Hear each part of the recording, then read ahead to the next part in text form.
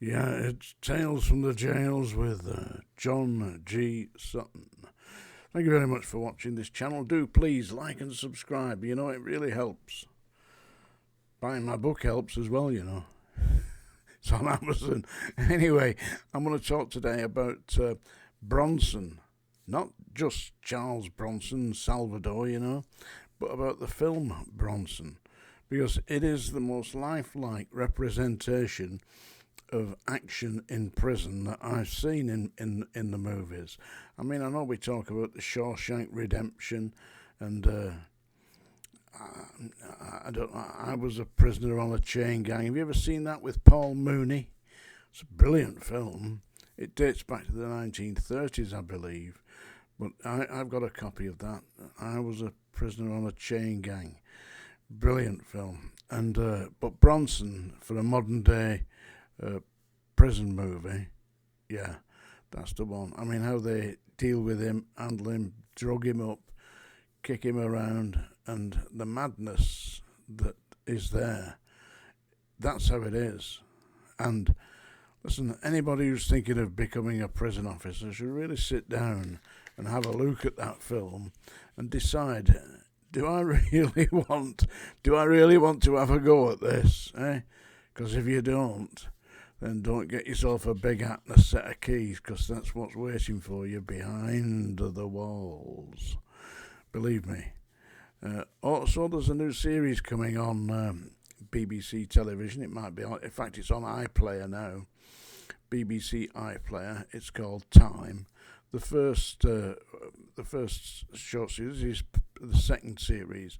The first series featured Stephen Graham, I believe his name is, who played an excellent part as a prison officer who was corrupted by the system in the prisons and by the inmates blackmailing him and getting a hold on him. And of course, the problem that you've got as a prison officer is if they get a hold on you, they don't let go. And they'll pass you on from one gangster crook to the next.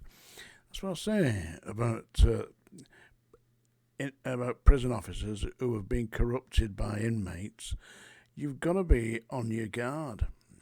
You've got to be alert. And the problem is, and when I was there, I mean, we were working 60 hours a week.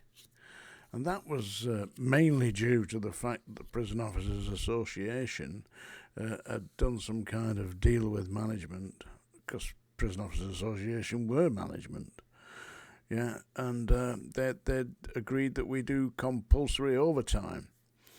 Now, anybody out there who's listening to this who has been in a trade union will know that the basic ethos of the trade union is that the union improves the working conditions for the members. Unless, of course, you happen to be a prison officer and represented by the Prison Officers Association, then they make matters better for the management, because a lot of them are management and have aspirations to go further up the management ladder, when they really are not fit to shovel shit from one bag to another, unfortunately. And that's how it works. Of course, there's a lot of corruption with the Masons as well. A lot of the senior staff were members of the Masonic lodges. Certainly at Strangeways, the number one chief officer used to sport this bloody Masonic ring that he wore. Strange character. And of course, that is corruption in the prisons.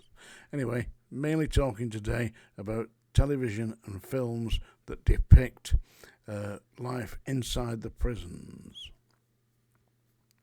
Cell Block H, pure fiction and just nonsense, really. I believe it was.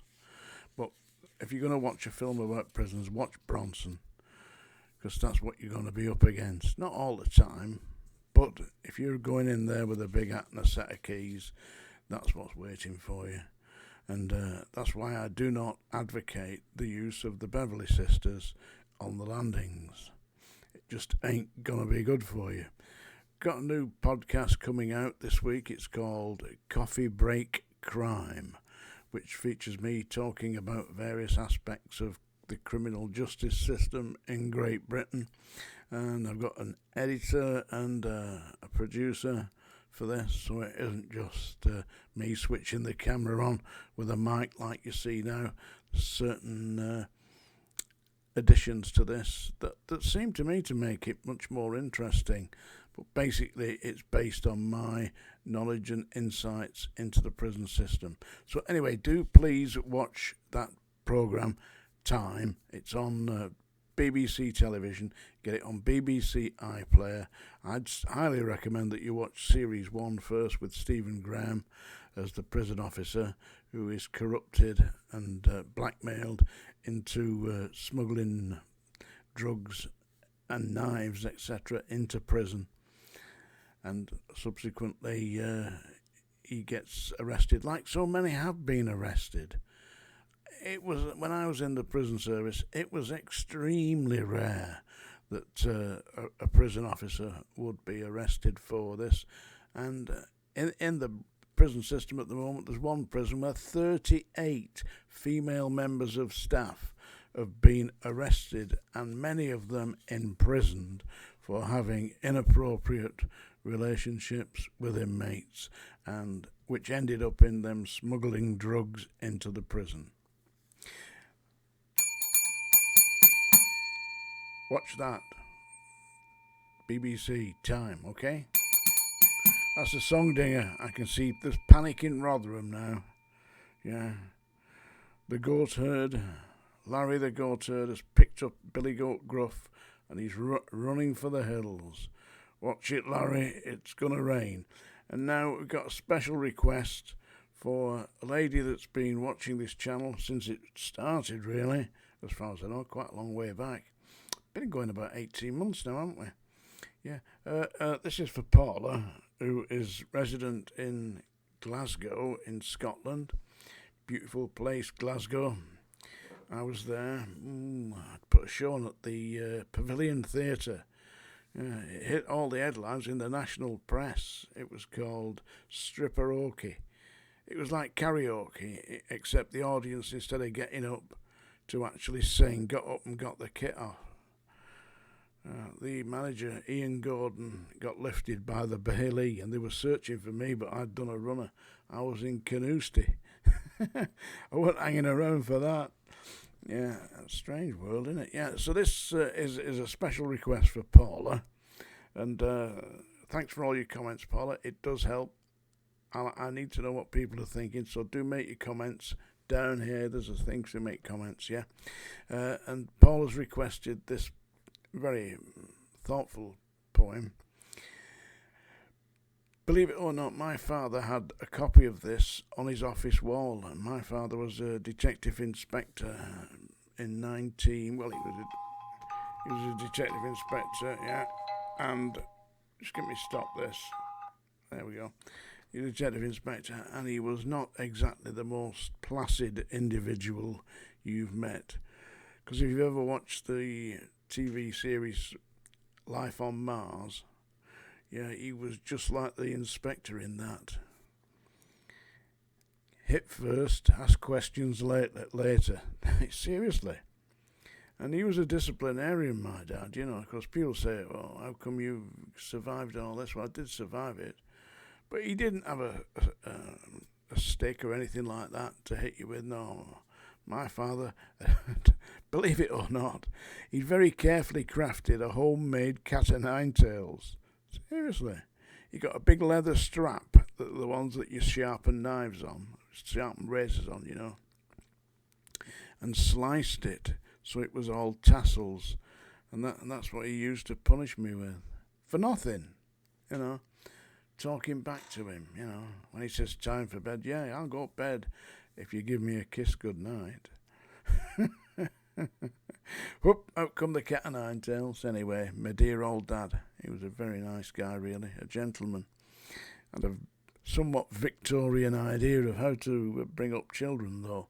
So this is specifically for Paula, who is in Glasgow, and she's requested Desiderata, Words for Life.